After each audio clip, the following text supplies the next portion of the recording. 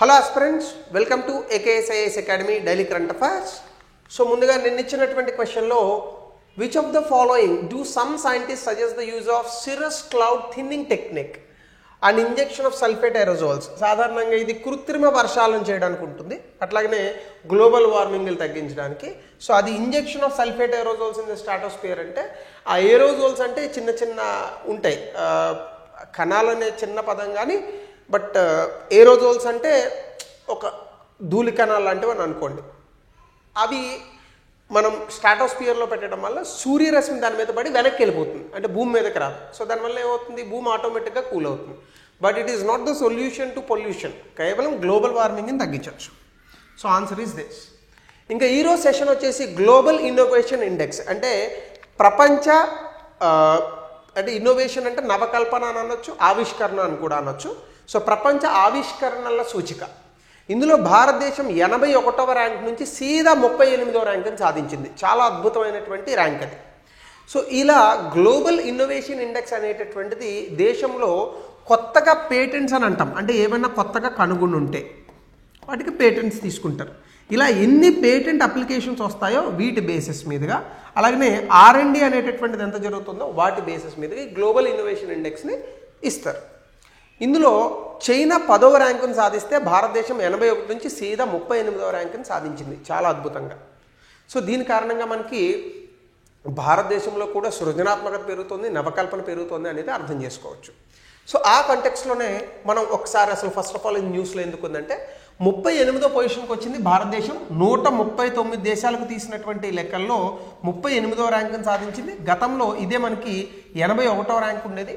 So world intellectual property organisation అనేటటువంటి ఒక organisation ఉంది. సో ఇది గ్లోబల్ ఇన్నోవేషన్ ఇండెక్స్ 2025ని ఇస్తూ ఉంటుంది. అయితే గతంలో 81 నుంచి 48వ ర్యాంకు కూడా మనకి 2020లో వచ్చినప్పటికీ, but still 38th rank. So it's very good thing. So అయితే గ్లోబల్ ఇన్నోవేషన్ ఇండెక్స్ అనేటటువంటిది ఏంటి అసలు అంటే, ఫస్ట్ ఆఫ్ ఆల్ ఇది 2007లో దీన్ని ఇంట్రడ్యూస్ చేశారు. అంటే ప్రపంచంలో ఎక్కడైనా కూడా ఆర్థిక వ్యవస్థలో సృజనాత్మకత, నవకల్పన, ఆవిష్కరణలు అనేటటువంటివి ఎక్కడైతే వస్తాయో వాటిల్ని అంచనా వేసి ఈ వరల్డ్ ఇంటలెక్చువల్ ప్రాపర్టీ ఆర్గనైజేషన్ అనేటటువంటిది ఈ గ్లోబల్ ఇన్నోవేషన్ ఇండెక్స్ అనేటటువంటి దాన్ని ప్రచురిస్తూ ఉంటుంది. అంటే ఒక ఆర్థిక వ్యవస్థలో, ఒక దేశంలో ఏ రకంగా సృజనాత్మకత ఉంది, ఏ రకంగా నూతన ఆవిష్కరణలు జరుగుతాయి అనేటటువంటి దానికి ఇది అర్థం పడుతుంది.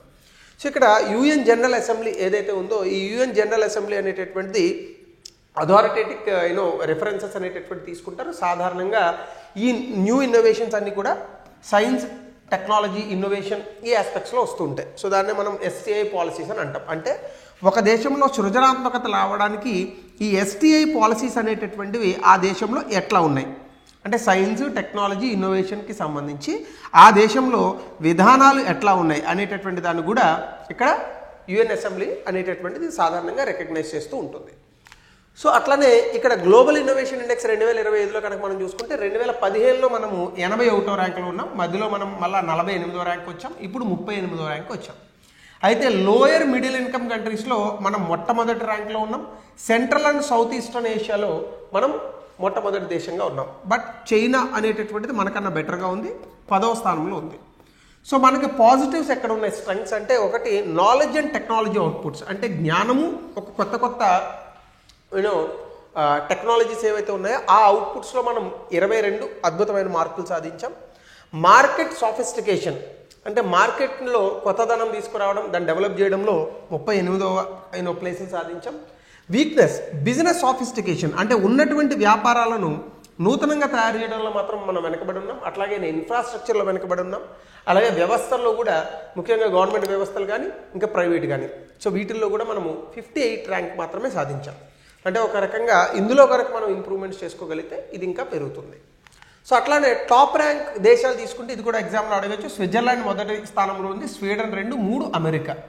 సో అమెరికా ఆబ్వియస్గా 35 కోట్ల జనాభాతో 3వ స్థానంలో ఉందంటే మీరు అర్థం చేసుకోవచ్చు why USA is the world number 1 economy. Sweden, Switzerland ఉండడంలో పెద్ద విషయం ఏం లేదు, ఎందుకంటే అవి చాలా చిన్న దేశాలు. బట్ USA మీరు చూస్తే 3వ ప్లేస్లో ఉంది. అలాగే చైనా 10వ స్థానంలో ఉంది. అలాగే ప్రపంచంలో ఏ ప్రాంతాల్లో ఎక్కువగా కొత్త కొత్త ఆవిష్కరణలు జరుగుతున్నాయి అనే దానికి క్లస్టర్స్ బేస్డ్గా ఇచ్చారు. అందులో చైనా, హాంకాంగ్ ఉన్నటువంటి ప్లేసెస్. షెంజన్ అనేటటువంటి ప్రాంతం చైనాలో ఉన్నటువంటి సెజ్ స్పెషల్ ఎకనామిక్ జోన్, చాలా పెద్దదట అది, ఒక 60-70 వేల హెక్టేర్లలో ఉంటుంది. సో అది మనకి దాదాపుగా ఈ సెజ్ 50-60 హెక్టేర్ల పైచీలకు భూభాగంలో ఉంటుందట. అట్లాగే హాంకాంగ్ మీ అందరికీ తెలిసిందే, అలాగే గువాన్జు అనేటటువంటి ప్రాంతం, ఈ ప్రాంతాల్లో ఎక్కువగా ఇన్నోవేషన్స్ జరుగుతున్నాయట. రెండోది జపాన్లో టోక్యో, యోకోహామా అనేటటువంటి ప్రాంతాల్లో చాలా ఎక్కువగా ఇన్నోవేషన్స్ జరుగుతున్నాయి. అట్లాగే పాజిటివ్ సోషియో ఎకనామిక్ ఇంపాక్ట్, అంటే దీని కారణంగా మనకి సామాజిక ఆర్థికపరమైనటువంటి ప్రభావం ఎట్లా ఉందంటే, ప్రపంచంలో లేబర్ ప్రొడక్టివిటీ అంటే పని చేసేటటువంటి వ్యక్తుల యొక్క సామర్థ్యం అని అంటాం, దీని ఉత్పాదకత అని అంటాం, ఇది 2.5% పెరిగింది బికాజ్ ఆఫ్ ద టెక్నాలజీ.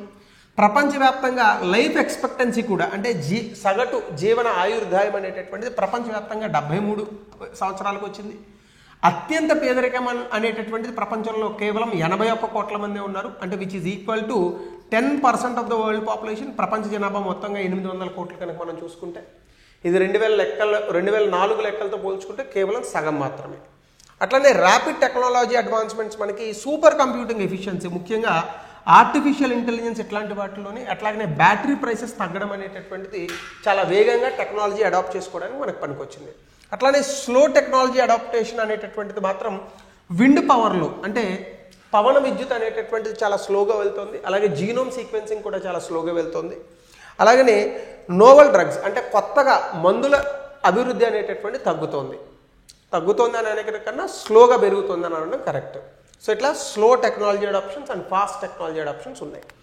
అట్లానే ఇండియాలో ఈ యొక్క నూతన ఆవిష్కరణల యొక్క స్థితి, కరెంట్ స్టేటస్ ఎట్లా ఉంది అంటే, భారతదేశం దాదాపుగా రీసెర్చ్ అండ్ డెవలప్మెంట్కి కేవలం 0.65% జీడిపిని మాత్రమే ఇస్తుంది.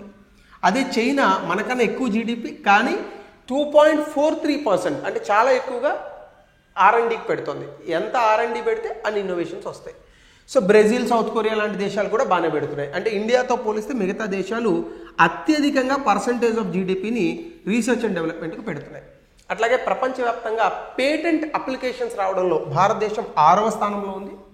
అలాగే జీడిపిలో పేటెంట్స్ తాలూకా నిష్పత్తిని కనుక మనం చూస్తే 2013లో 144 ఉన్నది, ఇప్పుడు 381కి పెరిగింది. అంటే ఆర్థిక వ్యవస్థ యొక్క ఇంపాక్ట్, ప్రభావం అనేటటువంటిది ఈ నూతన ఆవిష్కరణలో చాలా అద్భుతంగా ఉంది. అట్లానే స్ట్రాటజిక్ పాలసీ సపోర్ట్, దీనికి భారత ప్రభుత్వం ఇస్తున్నటువంటి విధానాల యొక్క మద్దతు ఎంత ఉంది అంటే, స్టార్టప్ ఇండియాని తీసుకొచ్చాం. సో ఇందులో భాగంగా అంకుర పరిశ్రమలకి ఈవెన్ జిఎస్టీ లాంటి దానికి ఎగ్జామ్షన్ ఇస్తున్నాం. మేక్ ఇన్ ఇండియా, సో దీనికి కూడా అనేక రకాలైనటువంటి సబ్సిడీలు ఇస్తున్నాం.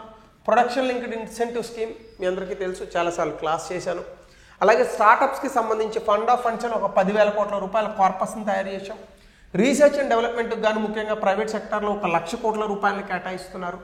స్టార్టప్ హబ్ల పేరుతో దాదాపుగా స్టార్టప్స్ని తీసుకురావడానికి టీ హబ్ లాంటి, తెలంగాణ హబ్ లాంటివి 1140 ఇంక్యుబేటర్స్ అండ్ యాక్సలరేటర్ సెంటర్స్ భారతదేశంలో మనం నెలకొల్పాం. సీడ్ ఫండ్ స్కీమ్లో భాగంగా సీడ్ ఫండింగ్, అంటే ఒక ఐడియాకి డబ్బులు ఇస్తారు, అలా 945 కోట్ల రూపాయలు ప్రొవైడ్ చేశారు. సో ఈ రకంగా భారతదేశంలో కొత్త అంకుర పరిశ్రమలు రావడానికి, అంటే స్టార్టప్స్ రావడానికి ఎంతగానో సహాయం చేస్తున్నాం. అట్లాగనే టెక్నాలజీలో పుష్ చేయడానికి సెమీ కండక్టర్ మిషన్, ఆల్రెడీ మనం దీని మీద క్లాస్ కూడా చేసాం, 76,000 కోట్ల రూపాయలు ఎలకేట్ చేశారు. అట్లానే artificial intelligence mission, production linked incentive scheme, quantum టెక్నాలజీస్కి సంబంధించి అనేక రకాలుగా భారతదేశం నూతన టెక్నాలజీస్ ఏవైనా వస్తే వాటిని పుష్ చేస్తూ ముందుకెళ్తున్నాం. అట్లానే యూనికార్న్ కంపెనీస్, యూనికార్న్ అంటే $1 బిలియన్, అంటే 8,000 కోట్లు ఆ కంపెనీ తాలూకా వాల్యుయేషన్. ఇప్పుడున్న లెక్కల్లో అయితే 8,800 కోట్లు ఆ కంపెనీ విలువ అయి ఉండాలి. ఇంత ఉన్నటువంటి కంపెనీలు భారతదేశంలో 100కి పైగా ఉన్నాయి. ప్రపంచవ్యాప్తంగా ఇది 3వ స్థానంలో ఉన్నాం, అమెరికా, చైనా తర్వాత. ప్రైవేట్ సెక్టార్లో చాలా అద్భుతమైనటువంటి పర్యావరణాన్ని ఇబ్బంది పెట్టనటువంటి టెక్నాలజీస్ వస్తున్నాయి. Ather energy, Ola electric bikes, ఇవన్నీ కూడా. అట్లానే జియోగ్రఫికల్ డైవర్సిఫికేషన్లో అటల్ టింకరింగ్ ల్యాబ్స్ అని పిల్లల్లో సృజనాత్మకత పెంచడానికి గవర్నమెంట్ స్కూళ్ళలో తీసుకొచ్చాం. అట్లాగనే మనకి 45% రికగ్నైజ్డ్ స్టార్టప్స్ ఉన్నాయి. టైర్ 2, టైర్ 3 సిటీస్ నుంచి అవి ఎక్కువగా వస్తున్నాయి. సో ఏ రకంగా చూసుకున్నా భారతదేశంలో ఇన్నోవేషన్ జరుగుతుంది. అయితే ఎక్కువగా ఇది సర్వీస్ సెక్టార్లో జరుగుతుంది. సో ఇది కనుక మనం మ్యానుఫ్యాక్చరింగ్ సెక్టార్లో కనుక తీసుకురాగలిగితే it will be a fantastic thing. India ఖచ్చితంగా చైనా అమెరికా సరసన చాలా వేగంగా నిలబడేటటువంటి అవకాశం ఉంటుంది. సో ఇవి మనం గుర్తుపెట్టుకోవాల్సిన అంశాలు. అయితే దీనికి కొన్ని అడ్డంకులు కూడా ఉన్నాయి. ఒకటి, ఫైనాన్స్ సరిపోవట్లేదు, కేవలం 0.7% జీడిపిని మాత్రమే ఖర్చు పెడతాం, ఇది పెరగాలి. అలాగే ప్రభుత్వ రంగమే ఎక్కువగా రీసెర్చ్ అండ్ డెవలప్మెంట్ చేస్తుంది, ముఖ్యంగా R&D ప్రైవేట్ కాంట్రిబ్యూషన్ 36% ఉంటుంది. సో ప్రైవేట్ వాళ్ళు ఎక్కువగా R&D చేయాలి. అలాగే అకాడమిక్ అండ్ ఇండస్ట్రీ, పిల్లలు చదివేది ఒకటి, ఇండస్ట్రీలో కావాల్సింది ఒకటి, కొలాబరేషన్ ఉండట్లేదు. సో ఇది కూడా మనం కరెక్ట్గా చేయాలి, కమర్షియలైజేషన్ అవన్నీ. అలాగే స్ట్రాటజిక్ సెక్టార్స్, మనకు కొన్ని డిఫెన్స్ సెక్టార్స్ ఎట్లాంటివి ఉన్నాయి. సో ఎక్కువగా మనం వేరే దేశాల నుంచి ఇంపోర్ట్ చేసుకుంటున్నాం. సో ఇవన్నీ కూడా మారి మనమే వాటిని తయారు చేసుకునేటట్టుగా ఎక్కువగా R&D జరగాలి. కాబట్టి వ్యూహాత్మకమైనటువంటి రంగాల్లో అధికంగా ఫోకస్ పెట్టాలి. సో ఇవన్నీ మనకు ఉన్నటువంటి బ్యారియర్స్. అట్లాగనే రిస్క్ అవర్స్ ఇండస్ట్రియల్ కల్చర్, అంటే ఇండస్ట్రీస్ ఎక్కువగా మనం తయారు చేస్తే లాసులు వస్తాయేమో, కాబట్టి మనం ఎక్కువగా దిగుమతులు చేసుకుందాం అనేటటువంటి ఒక ధోరణిలో ఉన్నారు, ఇది మారాలి. అలాగే మీ అందరికీ తెలిసిందే, ఏదైనా ఒక కంపెనీ పెడదామంటే ప్రభుత్వం అనేక అడ్డంకులు క్రియేట్ చేస్తూ ఉంటుంది, బ్యూరోక్రాటిక్ హర్డిల్స్, అలాగే ఇంటలెక్చువల్ ప్రాపర్టీ ఇష్యూస్. వీటిని కనుక మనం సరి చేయగలిగితే మార్కెట్లో భారతదేశం చాలా అద్భుతమైనటువంటి డొమెస్టిక్ కన్జంప్షన్ ఉన్నటువంటి దేశం. అంటే మన దేశం ఎక్కువగా ఎగుమతులు చేయాల్సిన అవసరం లేదు, ఎందుకంటే మన దేశమే 4 అమెరికాలతో సమానం జనాభా వైజ్. సో కాబట్టి డొమెస్టిక్ కన్జంప్షన్ చాలా అద్భుతం. అఫ్కోర్స్ ఈ విధంగా అడుగులు పడుతున్నాయి, ఎందుకంటే GST 2.0లో మనం అనేకమైనటువంటి రిఫార్మ్స్ తీసుకొచ్చి కన్జంప్షన్ పెంచడానికి చాలా ప్రయత్నిస్తున్నాం. సో ఈ రకంగా చేస్తే భారతదేశం ఖచ్చితంగా రానున్నటువంటి 20-30 సంవత్సరాల్లో అభివృద్ధి చెందిన దేశంగా మారచ్చు. సో ఇది ఈ టాపిక్లో అద్భుతమైనటువంటి అంశాలు. సో దీని మీద మీ అభిప్రాయాన్ని చెప్పండి. అట్లాగే ఈ పర్టికులర్ క్వశ్చన్కి సమాధానాన్ని తెలపండి. గతంలో ఇచ్చినటువంటి ప్రశ్న, దీనికి 2014లో ఇచ్చిన UPSC క్వశ్చన్, దీన్ని 200 పదాల్లో ఆన్సర్ రాయండి. అలాగే any one of you looking for UPSC coaching, అలాగే Group 1 and Group 2 ఎగ్జామినేషన్స్కి సంబంధించి తెలంగాణ, ఆంధ్రప్రదేశ్ మీరు అడ్మిషన్స్ కోసం చూస్తుంటే కింద నెంబర్కి కాల్ చేయండి. So thank you. దీనిపైన మీ అభిప్రాయం తెలపండి. Have a good day. Will meet tomorrow.